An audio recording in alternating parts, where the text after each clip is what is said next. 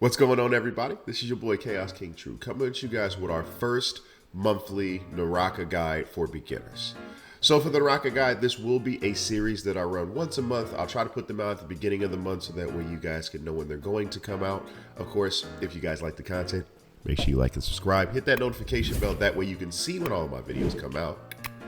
Shameless YouTube plug out of the way. But the monthly guides will be tailored towards our console and controller players. The biggest reason for this is because I do not see enough resources on YouTube personally for content that is directed towards those who play on controller. So I always like to try to fix a problem with my content, and that's where I see the most value that I can provide you all as my viewers by making this type of content. So today we're going to actually start the series with what are the 3 easiest heroes for a new player to play when getting on Naraka Bladepoint in solos.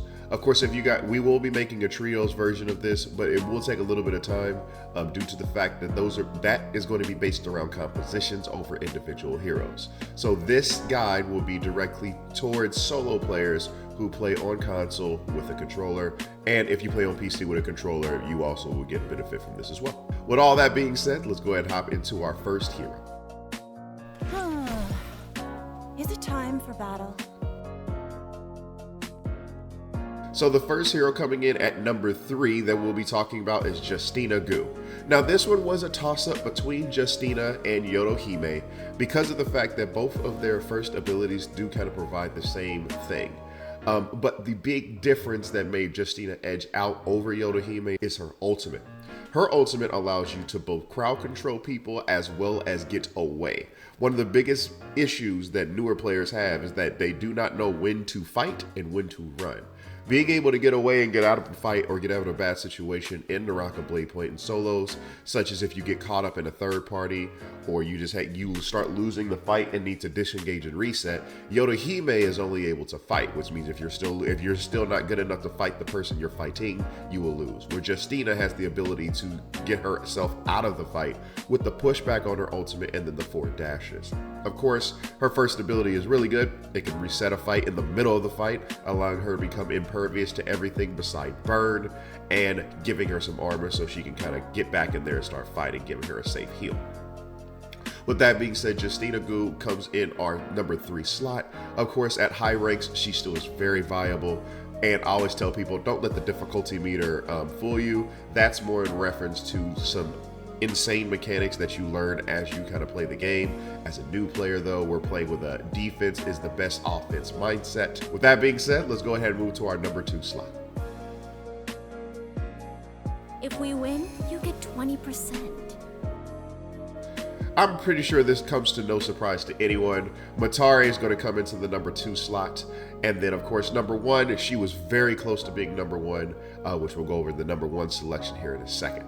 But with Matari, much like Justina, she has the ability to get away. Of course, her skill allows her to dash away very quickly. The ability you want to take on her is ability 2, which is repeat, which allows you to get 2 dashes. And then her ultimate, which is heal or restore, I should say, is the ultimate you want to take on Matari.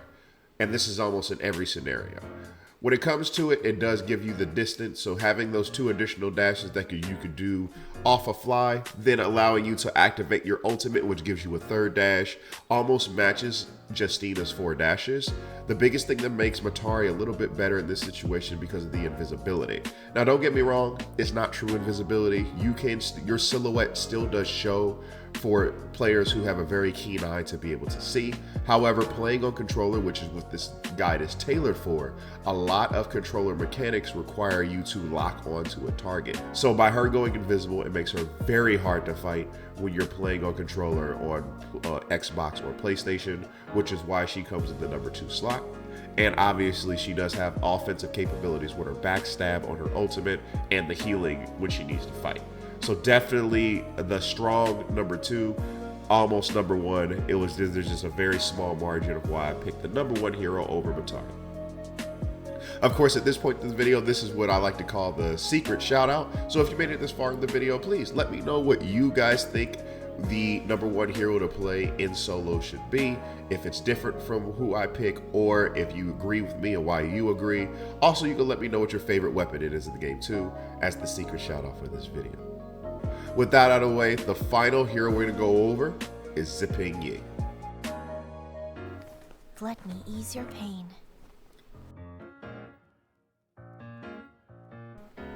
So I'm pretty sure to some people this comes as no surprise. Ziping Yin, I always say that wrong, is in my opinion the best hero for a new player to play.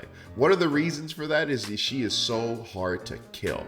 On her ability, which you should be taking ability 2, which gives her her inspiration shield, it allows her to not be able to be staggered by normal attacks, increasing her mobility tremendously. It also heals her, so that way she gets a little bit of healing, and gives her a iframe dash whenever she casts the ability, and then dashes forward or backwards to try to grab the orb.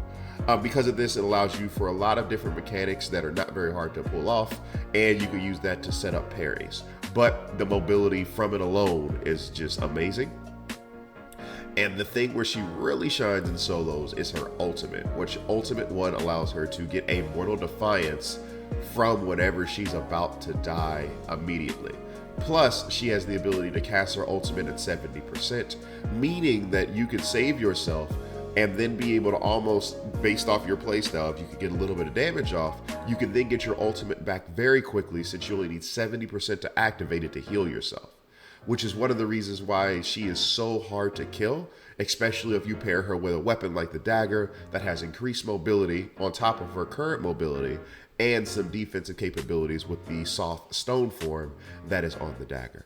So I would highly recommend anyone who's playing the game, since Ziping and Matari are in the initial roster when you first download the game for free to play. I would definitely say play them first and learn them. Try to avoid Tien Hai and Viper in the beginning, and then once you get some hero points, grab Justina. That's a good solid starting 3 for you to have. Of course, when it comes to Naraka Bladepoint, you play whoever you want. Every hero is viable. But with that being said, that concludes this video. Of course, if you guys like the content, make sure you like and subscribe and hit that notification bell. That way you can see when all of my videos come out. And if you ever have questions you want to ask me live, you can always check me out on twitch.tv. My schedule does change every once in a while from time to time due to work, which you can follow me on Twitter and join the Discord so you can see if there ever is a schedule shift. Traditionally, we stream in the evenings around 6 to 7 p.m. Eastern time, Sunday through Thursdays, taking Friday and Saturday off for the fam. But with that being said, I hope you all have a wonderful day. I hope this video does help all you new players out. Of course, leave a comment in the section below, letting me know what you guys thought of the guide, if you guys liked it, if you guys wish you had a different hero there. I don't mind debate. Try to keep it civil. I know people could be passionate about these type of things. And beside that, I'll catch you guys next month in the next beginner guide video. Peace.